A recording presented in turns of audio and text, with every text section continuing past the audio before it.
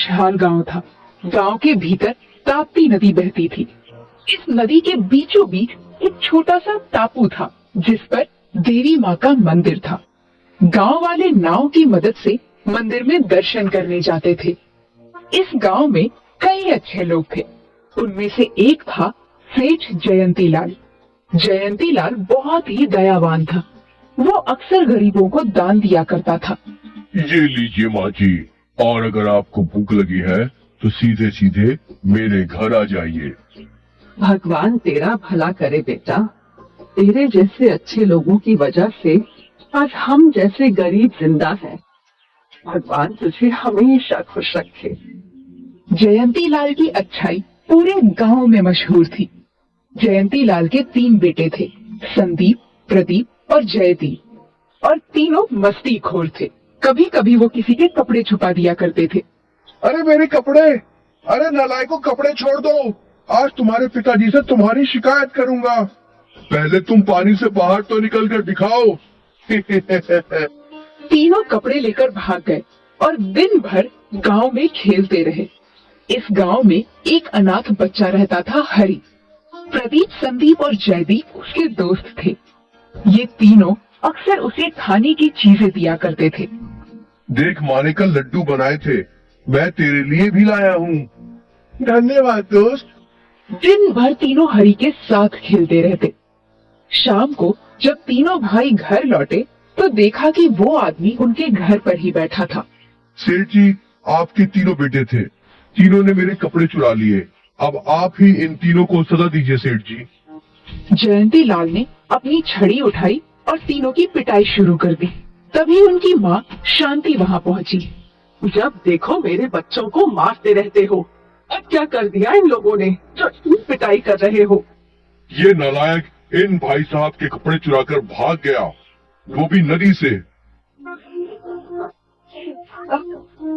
तुम्हें हंसी आ रही है और मेरी इज्जत डूब रही है इन नालायकों की वजह से। तुम ही हो जो इन तीनों को बिगाड़ रही हो। जयंती लाल वहाँ से गुस्से में चला गया और वो आदमी भी चला गया। और शांति अपने बच्चों को अंदर लेकर चली गई।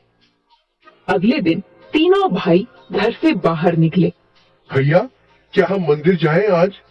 हाँ हाँ बिल्कुल, क्यों नहीं। और अगर पिताजी को पता चला तो वो हम तीनों को फिर से पिटाई करेंगे। अरे उन्हें कौन बताएगा, बोलो। हम चुपचाप मंदिर जाकर लौट आएंगे। ठीक है। तीनों भाई नदी के किनारे पहुँचे और वहाँ से एक नाव में चप्पू चलाकर वो तीनों मंदिर के टापू पर पहुँचे। आज पूरा दिन यहीं खेलेंगे, पिताजी को कोई शिकायत भी नहीं कर सकता। हाँ। बच्चे टापू पर खेलने लगे। कुछ देर बाद अचानक बरसात शुरू हो गई। तीनों भाई बरसात में भी खेल रहे थे। उनको खतरे का अंदाजा नहीं था। कुछ घंटे बीते और तब तक बरसात थमी नहीं। लगातार जोरों की बरसात के कारण गांव में पानी भरने लगा था। सेठ जयंती लाल परेशान हो गया। वो और उसके नौकर तीनों बच्चों को ढूंढने बाहर निकले। रास्ते में मिलने वाले सभी लोगों से वो पूछ रहे थे। क्या आपने संदीप, प्रदीप और जयदीप को देखा है? नहीं बेटा।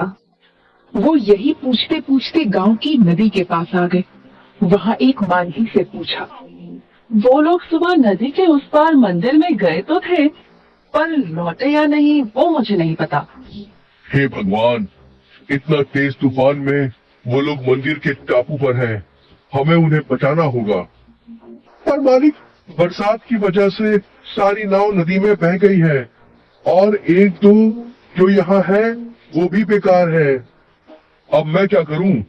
हे ऊपर वाले, मेरी मदद करो। ये सब अनाथ हरि सुन रहा था। वो तीनों उसके दोस्त थे। हरि उन तीनों को बचाना चाहता था। काका, फिक्र मत कीजिए, मैं उन तीनों को सुरक्षित ले आऊंगा। पर कैसे बेटा, कैसे? हरि ने उन्हें अपने झोले में जमा की प्लास्टिक की बोतल दिखाई। मुझे और बोतल चाहिए। जयंती लाल ने नौकरों को बोतल लाने के लिए भेज दिया। हरि सारी बोतलों को एक साथ बांधने लगा। ऐसा करते करते उसने एक प्लास्टिक की बोतल की नाव तैयार कर ली। पास पड़े एक चप्पू की मदद से वो नदी को पार करने लगा। हरि उस नाव में मंदिर के टापू पर पहुंचा और हरी को देखकर तीनों भाई उसकी नाव में आ गए। हम सबसे मिनट का इंतजार कर रहे थे। अब मैं आ गया हूँ ना, हम सब सुरक्षित गांव पहुँच जाएंगे। हरी ने वापस चप्पू चलाया और प्लास्टिक बोतल की नाव गांव की ओर चल पड़ी। जल्दी वो गांव पहुंच गए। जयंती लाल और उसके परिवार ने राहत की सांस ली। जयंती लाल की पत्नी ने अपने बेटों को गले से लगा लिया। हरी बेटा, मैं तुम्हारा शुक्रगुजार हूँ। अगर आज तुम नहीं होते तो ना जाने मेरे बच्चे किस हाल में होते। धन्यवाद तुम्हारा, बहुत बहुत धन्यवाद। कोई बात नहीं काका, सब सुरक्षित है, यही काफी है। तभी शांति हरी के पास आई। तू बहुत बहादुर है हरी। तूने अपनी जान की फिक्र किए बिना मेरे बच्चों की जान बचाई। अब से तू अनाथ नहीं है, मैं तेरी माँ हूँ और आज से तू हमारे परिवार का हिस्सा है। जयंती लाल को शांति की ये बात अच्छी लगी और उसने भी हरी को गले से लगा लिया। इस दिन के बाद हरी को परिवार मिल गया और जयंती लाल के अब 4 नटखट बेटे थे, संदीप, प्रदीप, जयदीप और हरी। हरी ने अपनी जान जोखिम में डालकर तीनों की जान बचाई थी।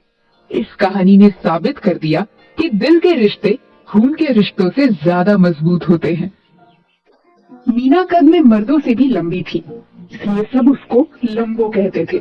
मीना का बेटा नरेश स्कूल में अध्यापक था और वो नरेश की शादी करना चाह रही थी। वो जब भी नरेश से शादी का जिक्र करती थी तो वो हमेशा एक ही बात दोहराता था। देखो अम्मा, मेरे लिए कैसी भी लड़की पसंद कर लेना, पर अपने जैसी लंबी कभी मत करना। क्यों रे, मेरे जैसी लंबी बहू से भला तुझे क्या एलर्जी है? ऐसी कुछ खास तो नहीं, बस क्या, कुछ आगे भी तो बोल। बस मैं नहीं चाहता कि घर में जिराफ जैसी टांगों वाली बहू आए। मीना नरेश की इस बात को सुनकर हंसने लगी। क्यों रे, माँ पर बोली मारते शर्म नहीं आती तुझे? नाराज ना हो अम्मा, मैं तो बस मजाक कर रहा था। तुम्हें जैसी बहू पसंद हो वैसी ले आना, मैं तुम्हारे सामने कभी चू भी नहीं करने वाला। कुछ दिन बाद मीना बाजार जाती है और वहाँ उसे उसकी एक बहुत पुरानी सहेली मिल जाती है। अरे मीना बहन, कैसी हो? और तुम्हारा बेटा आजकल क्या कर रहा है? मेरा बेटा तो सरकारी स्कूल में मास्टर है नंदिनी बहन। ये तो बड़ी अच्छी बात है। उसकी शादी कर भी दी या अभी नहीं की? नहीं बहन, अभी तो नहीं की है। मीना से ये सुनकर नंदिनी बहुत खुश होती है और फिर कहती है, बहन, मेरी अंतरा भी बिहाने लायक हो गई है। मैं तो कहती हूँ एक बार तुम उसे देख लो, हो सकता है पसंद आ जाए। नंदिनी के कहने पर मीना और उसका बेटा नरेश उसके घर उसकी बेटी अंतरा को देखने के लिए चले आते हैं। अंतरा का रंग रूप और गुण तो मीना के मन को भा जाते हैं, लेकिन उसकी कद काठी को देखकर माँ बेटा दोनों ही हैरान रह जाते हैं। अम्मा, इसका कद तो देखो, तुम्हारे घुटनों तक आती है। ये तो बौनी है, बौनी। तो चुप कर, ये बौनी है तो क्या हुआ, मैं तो लंबो हूँ। लंबी सास बौनी बहू, खूब जोड़ी जमेगी हमारी। इस तरह नरेश के विरोध करने पर भी मीना अंतरा से उसकी शादी करा देती है और बहू घर आ जाती है। मीना की बौनी बहू को देखकर नरेश के यार दोस्त और उसके पास पड़ोस के लोग खूब मजाक उड़ाते हैं। फिर एक दिन उसके चाचा गोविंद और चाची आरती उनके घर आते हैं। क्यों भाभी, ऐसी क्या आफत आ गई कि आपने नरेश की शादी कर दी और हमें पता तक नहीं लगने दिया? हम सगे चाचा चाची हैं इसके, कम से कम हमें तो बुला सकती थी आप। मुझे माफ करना आप लोग, ये गलती तो मुझसे हो ही गई बस। अब बहू को तो बुलाओ, हम भी तो देखें हमारे नरेश की बहू है कैसी। देवरानी के ये कहने पर मीना बहू को आवाज देकर बुलाती है और अंतरा उनके लिए चाय लेकर आती है। अंतरा को देखते ही नरेश के चाचा के तन बदन में आग लग जाती है। वाह, बहू तो खूब ढूंढ कर लाई हो। खुद लंबी थी और बहू बौनी, अच्छे खासे घर को चिड़िया घर बना दिया है। अपने देवर की ये बात सुनकर मीना को बहुत बुरा लगता है। देखो देवर जी, आपको मेरे और मेरी बहू के बारे में कुछ भी गलत सलत कहने का हक नहीं है। आप बुरा मत मानो जेठानी जी, ये तो बस बहू के कद को देखकर कह रहे हैं। आदमी की कीमत उसके गुणों से आकी जाती है, उसके रंग रूप और लंबाई या चौड़ाई से नहीं। मैं और मेरी बहू हम दोनों गुणवंती हैं और इसीलिए किसी को भी हम पर उंगली उठाने की जरूरत नहीं। ये बात देवर जी को अच्छे से समझा दो। मीना की ये बात सुनकर गोविंद खुद को अपमानित महसूस करता है और वो वहाँ से बड़बड़ाता हुआ लौट जाता है। जैसी ऐब वाली खुद है वैसी ही ऐब वाली बहू भी ले आई। मैं भी देखता हूँ कि बहू को घर में कैसे रखती है। नरेश को जब अपने चाचा की नाराजगी के बारे में पता चलता है तो वो उनसे जाकर मिलता है और उन्हें मनाने की कोशिश करते हुए कहता है, चाचा जी, आप मुझसे नाराज मत होइए। मैं तो खुद उस बोनी को पसंद नहीं करता। बस अपनी माँ का मन रखने के लिए उसे घर में रखा हुआ हूँ। जब उस बोनी बहू से बोनी औलाद पैदा होगी तब माथा पीटना। तेरी बेवकूफियों का खामियाजा सारे खानदान को भुगतना पड़ेगा। बोनों का खानदान कहलाएगा ये, बोनों का। अपने चाचा की ये बात सुनकर नरेश घबरा जाता है और फिर तो अंतरा उसे अपने मन पर बोझ और खानदान पर कलंक नजर आने लगती है। सुनो जी, मैं माँ बनने वाली हूँ और आप बाप। बोनी कहीं की, बोना बच्चा पैदा करके समाज में मेरी नाक कटवाएगी। चल दूर हो जा मेरी नजरों से। नरेश की इस बात पर अंतरा रोने लगती है और तभी मीना वहाँ आ जाती है। क्यों रे, बहू को किस बात पर परेशान कर रहा है? मुझसे क्या पूछती हो? इससे पूछ लो। अब इस घर में या तो ये बोनी रहेगी या फिर मैं। नरेश की ये बात सुनकर मीना को बहुत दुख होता है। अंतरा उसे सारी सच्चाई बता देती है और फिर मीना नरेश को समझाती है। देखो बेटा, मैं बहुत लंबी थी मगर फिर भी तुम्हारी लंबाई अपने पिता जितनी है, तो फिर तुम ये कैसे कह सकते हो कि अंतरा बोनी है तो इसका बच्चा तुम्हारी हाइट का ना होकर बोना ही पैदा होगा? मगर बोना पैदा नहीं होगा इसकी तो कोई गारंटी नहीं है। ये कहकर नरेश वहाँ से चला जाता है और उस दिन के बाद अंतरा की तरफ देखना तक छोड़ देता है। अंतरा अपनी सास के सहारे किसी तरह दिन काटने लगती है। फिर जैसे ही डिलीवरी का समय नजदीक आता है तो एक दुर्घटना घट जाती है। अचानक ही अंतरा गीले फर्श पर फिसलकर गिर जाती है। अम्मा बचाएं, जल्दी! बहू के चीखने की आवाज सुनकर मीना दौड़ते हुए आकर उसे संभालती है और फिर तुरंत अस्पताल लेकर जाती है। आप इन्हें सही समय पर अस्पताल ले आई। इसके लिए जच्चा और बच्चा दोनों सही सलामत हैं। मुबारक हो, आप एक पोते की दादी बन गई हैं। कैसा है मेरा पोता? सुंदर और स्वस्थ है। तभी पीछे से नरेश की आवाज आती है। डॉक्टर, बच्चा बोना तो पैदा नहीं हुआ ना? अरे नहीं नहीं, बच्चा पूरी तरह से हेल्दी और नॉर्मल है। ये सुनकर नरेश की जान में जान आती है। फिर मीना और नरेश दोनों बच्चे को जाकर देखते हैं तो फूले नहीं समाते। नरेश अंतरा से माफी मांगते हुए कहता है, अंतरा, मैं बस अपने वहम में पागल हो गया था और इसलिए तुम्हारे बारे में गलत सोचता रहा।